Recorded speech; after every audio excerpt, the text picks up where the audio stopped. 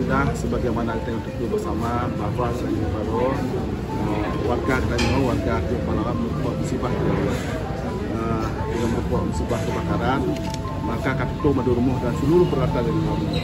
kamu pemerintah Kota Banda Aceh bersama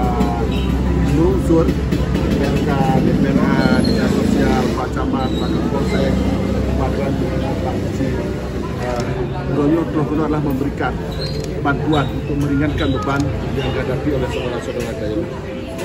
yang dari pemerintah Kota Banda Aceh kepada warga yang korban kebakaran.